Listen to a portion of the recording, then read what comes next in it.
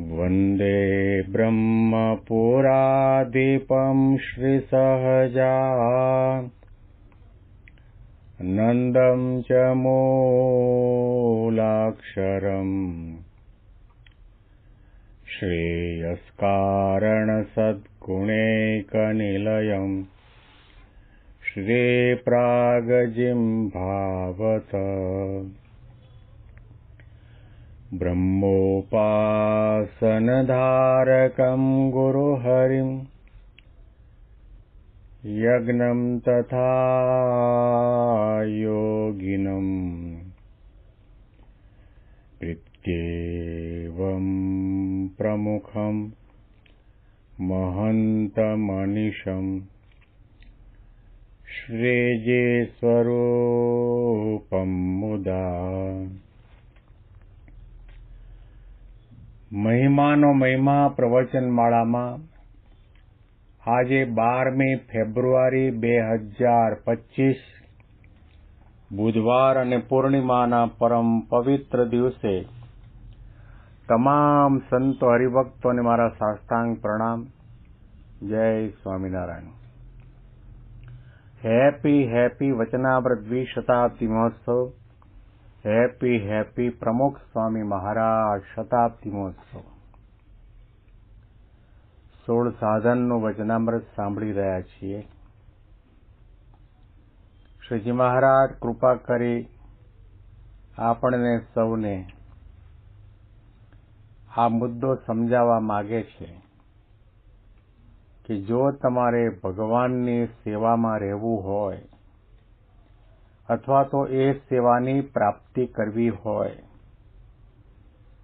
તો હું તમને જે 16 સાધનો બતાવું છું એ 16 સાધનો આધ્યાત્મિક માર્ગમાં અનિવાર્ય છે. એને સિદ્ધ કરવા માટેનો પ્રયત્ન કરજો. આમાંના 11 સાધનો ઉપર આપણે સમજવા માટેનો પ્રયત્ન કર્યો.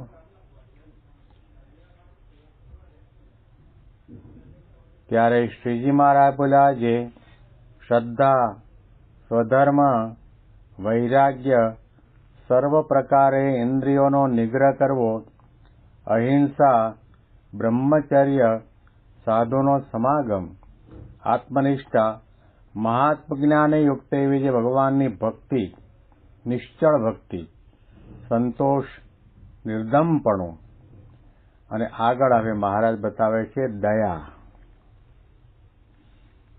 ભગવાનના અક્ષરધામની અંદર ભગવાન પુરુષોત્તમ નારાયણની સેવામાં રહેવું હોય એમાં 16 સાધનોમાં દયાનો પણ સમાવેશ કર્યો છે. આપણને કોઈના માટે દયા આવે ક્યારે? જ્યારે આપણામાં માનવતા હોય, આપણામાં ભક્તપણું હોય, ભગવાન સર્વત્ર વ્યાપીને બેઠા છે એવી પ્રકારની દ્રષ્ટિ હોય તો પછી નિર્દયપણાનો અવગુણ આપણામાંથી દૂર થાય.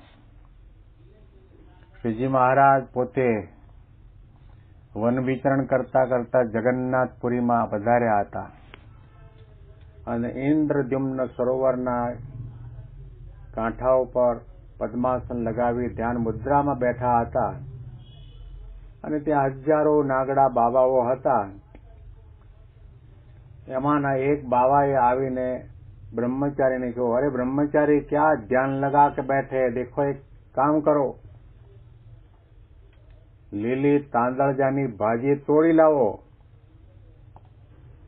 તો એ જ અવસ્થામાં બેઠા બેઠા નિર્ભય રીતે નિડરપણે નીલકંઠ બ્રહ્મચારીએ જવાબ આપ્યો કે હું લીલી તાંદળજાની ભાજી નહીં તોડું, કારણ કે હું અહિંસા પરાયણ જીવન જીવું છું. શાસ્ત્રો, સંતો, મહાપુરુષો આપણને કહે છે કે માં હિંસ્યા સર્વાણી ભૂતાની, કોઈની ક્યારે પણ હિંસા ન કરવી. અને લીલી ભાજીમાં પણ જીવ છે, માટે હું ભાજી નહીં તોડું. ત્યારે પેલા બાવાએ ડારો આપીને કહ્યું, તોડે છે કે નહીં, નહીં તો આ તલવારે કરીને તારું મસ્તક કાપી નાખીશ. અને તે વખતે આજુબાજુના બીજા બાવાઓ હતા. મહારાજે દરેકમાં પ્રેરણા કરી. મહારાજની જગ્યાએ રહ્યા અને બે ભાગ પડી ગયા અને એના વચ્ચે એવું ભયંકર યુદ્ધ થયું. કેટલા બધાનો કચ્ચર ઘાણ નીકળી ગયો. શ્રીજી મહારાજે કહ્યું કે અમારો આટલો દયાળુ સ્વભાવ છે. દયા મહારાજને અતિશય પ્રિય છે. દયાનો અભાવ એટલે કે હિંસા વૃત્તિ. દયા જીવ પ્રાણી માત્ર પ્રત્યે રાખવાની છે. દરેકનું હિત થાય એવી પ્રકારનો સંકલ્પ એ દયા. દરેક આગળ વધે, દરેકનું કલ્યાણ થાય, દરેકનું રૂડું થાય એ દયા. ભૂખ્યો તરસ્યો હોય, અન્ન જળની જરૂર હોય, એને પણ આપે એ દયા. મને બરાબર યાદ છે, વર્ષો પહેલા જમરાળાથી અમે કારિયાણી અથવા તો સારંગપુર દર્શન કરવા માટે પૈદલ ચાલતા જતા, તો રસ્તાની અંદર એક સોનીની કુઈ આવતી ને સોનીની કુઈ આગળ 3-4 પાણીના ભરેલા માટલા પરબ રાખી હોય કે વટે માર્ગો અહીંથી પસાર થાય ને ગરમીના સમયની અંદર ને તરસ લાગી હોય તો અહીંયા પાણી પી શકે. લોકો પરબ બંધાવતા, સદાવ્રત ખોલતા, અન્નક્ષેત્ર ચલાવતા, પક્ષીઓને ચણ નાખતા, રાફડાની અંદર કીડીઓને પણ દર પૂરતા, લોટ નાખે કે જેને કરીને એનું પોષણ થતું રહે. એમ મહારાજે અહીંયા પણ કહ્યું કે દયા તો રાખવી જ ઘટે. દયાળુ સ્વભાવ ન હોય તો એનો અર્થ એ થયો કે તમારી હિંસક વૃત્તિ આવી. દયા આપણામાં સાંગોપાંગ આવે ક્યારે કે જ્યારે ભગવાનનો યથાર્થ મહિમા સમજાયો હોય કે ભગવાન કેવા છે, અનંત કોટી બ્રહ્માંડની અંદર જીવપ્રાણી માત્રની અંદર અંતર્યામી શક્તિ દ્વારા, અન્વય શક્તિ દ્વારા વ્યાપીને બેઠા છે. સિયા રામમય સબ જગ જાની, કરહું પ્રણામ જોરી જુગ પાની. તુલસીદાસજીએ કહ્યું કે આખા સંસારને હું સીતારામ સમાન માનું છું અને આખા સંસારને હું પગે લાગુ છું. આ સ્થિતિને પામ્યા પછી એની દ્રષ્ટિ બદલાઈ જાય. જ્યાં જુઓ ત્યાં રામજી દૂસરો ન ભાસે રે.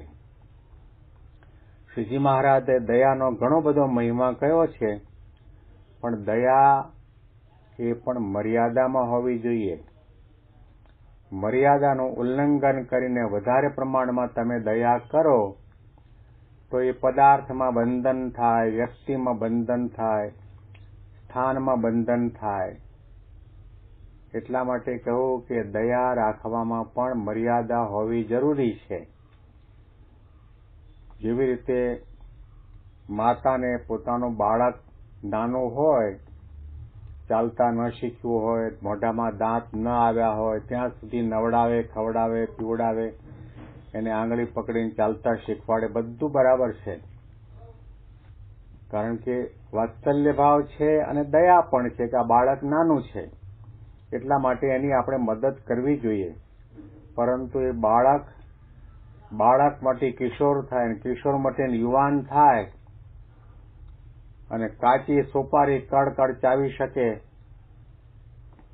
એવો મજબૂત બાંધાનો થાય, ત્યાર પછી તમે એને આંગળી પકડીને ચાલતા લઈ જાઓ, શીખવાડો, એનું પાલન પોષણ કરો, એ દયાનું ઉલ્લંઘન કહેવાય, અતિક્રમણ કહેવાય. નાના હોય ત્યાં સુધી દયા બરાબર છે. એમ અહીંયા આપણા સમાજમાં, આપણા ભક્ત સમુદાયની અંદર કોઈ એવો ભક્ત હોય, ગરીબ હોય, બહુ આર્થિક સ્થિતિ ખરાબ હોય, તો એ વખતે એના ઉપર દયા કરવી જોઈએ. પહેરવાના કપડાની મદદ કરીએ, ખાવા માટેનું અન્ન આપીએ અને બીજી આર્થિક રીતે બાળકોને સ્કૂલની અંદર ભણવા માટેની ફી ભરવાની હોય તે પણ વ્યવસ્થા કરી શકીએ. પણ એ જ વ્યક્તિના પ્રારબ્ધ બદલાઈ જાય, એનો બાળક ભણી ગણી મોટો તૈયાર થઈને લાખો રૂપિયા કમાય ત્યાર પછી ત્યાં તમારે દયાની સમાપ્તિ કરવાની હોય. કહેવાનું તાત્પર્ય એ છે કે આપણે દયાનો ગુણ રાખવો. દયાનો ગુણ એટલે છે મૃદુતા છે. વાણીથી પ્રેમથી બોલાવીએ એ પણ દયા. કોઈને હૈયામાં આઘાત લાગે, એનું હૈયું દુભાય એવી પ્રકારનું ક્રિયા ન કરીએ, વચન ન બોલીએ એ પણ દયા છે. તો દયા ધર્મ કા મૂલ હૈ, પાપ મૂલ અભિમાન, તુલસી દયા ન છાંડીએ, જબલગ ઘટ મેં પ્રાણ. ધર્મનું મૂળ છે દયા છે. અહિંસા પરાયણ રહેવાય ક્યારે? કે જ્યારે આપણામાં દયાનો ગુણ આવે ત્યારે. શ્રીજી મહારાજે જીવ પ્રાણી માત્ર ઉપર દયા કરી છે. શિક્ષાપત્રી વાંચશો તો તમને ખ્યાલ આવશે. મહારાજે પોતાના હરિભક્તોને આજ્ઞા કરી કે પોતાને ત્યાં ગાય ભેંસ પશુ હોય એનું પાલન પોષણ થઈ શકે એટલું જ અન્ન હોય કે એટલી જુવાર હોય કે એટલું જ ઘાસ હોય એ પ્રમાણે તમારે રાખવા.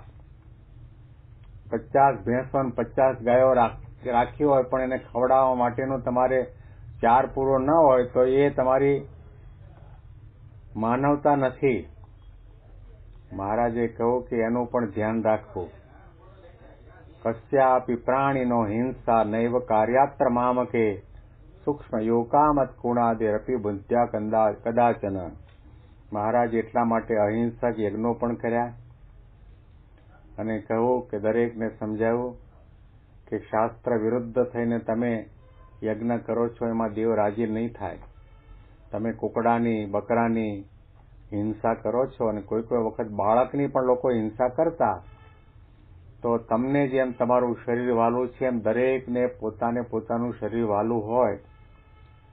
જો તમને આ દુનિયામાં કોઈને જીવાડી ન શકતા હોય તો કોઈને મારવાનો તમારો અધિકાર નથી. હજારો બ્રાહ્મણોને બોલાવીને મહારાજે 84 કરી છે, યજ્ઞો કર્યા છે. આની પાછળનું કારણ એટલું જ કે દયા. માનવ જીવનની અંદર દયા નથી તો એ માનવ નથી, રાક્ષસ છે, અસુર છે. શ્રીજી મહારાજે કહ્યું કે ભગવાનને ગમે એવા ગુણ જો આપણે કેળવીએ તો પછી ભગવાનની સેવામાં રહી શકાય. અને અનુસંધાનમાં વિશેષ વાતો આપણે આવતીકાલે સાંભળીશું. તમામ સંતો હરિભક્તોને મારા સાષ્ટાંગ પ્રણામ. જય સ્વામિનારાયણ.